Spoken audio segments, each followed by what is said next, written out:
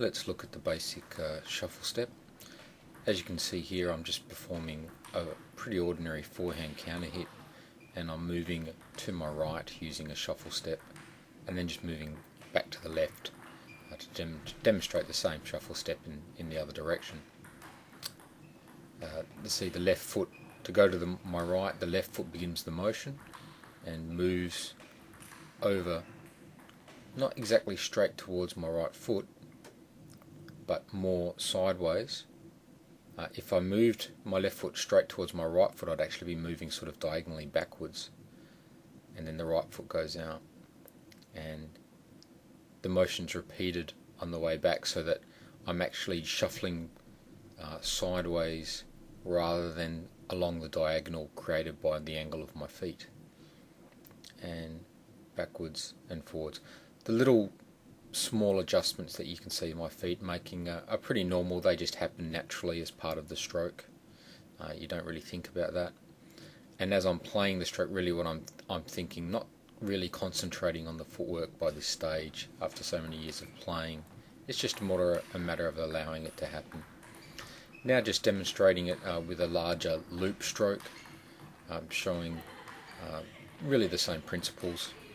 Although the stroke is a lot bigger, the same basic footwork is still applying.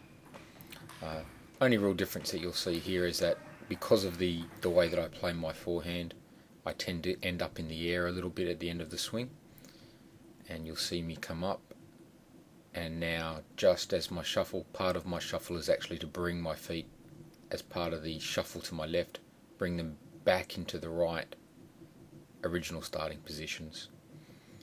So over, stroke, little rotation, but going back to the original starting place.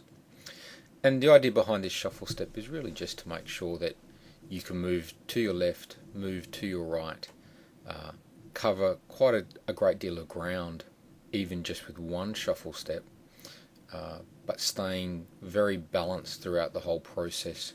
If you watch my shoulders and my head, although there's a little bit of upwards movement, there's actually, through the whole process, I stay fairly balanced.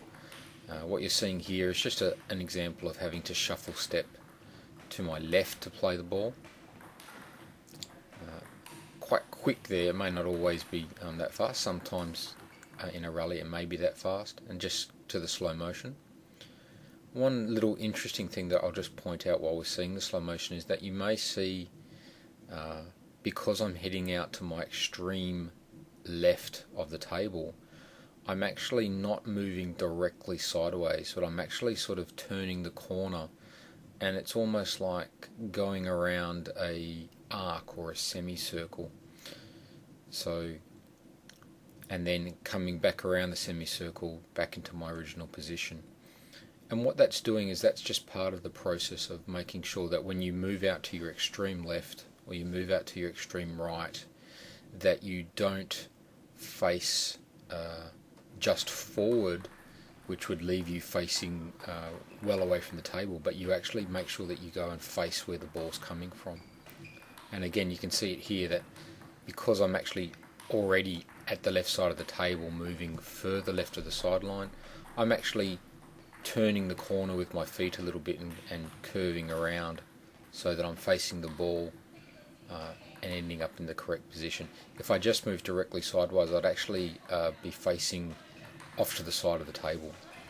And so it's just something that happens unconsciously. As you start to play, you'll get better at actually just sort of moving in this arc movement around your side, so that while you're moving just directly side to side, and you can see here that because I'm now moving more or less in the line of the table, there's not a lot of curve for this backhand side, because I'm moving more or less from the middle just to the left hand edge of the table, so I'm not bothering to curve around a bit.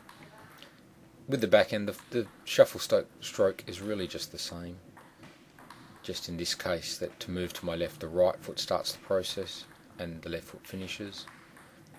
You can extend that shuffle stroke by just taking a bigger movement with the right foot, and that will allow you to cover a lot more ground.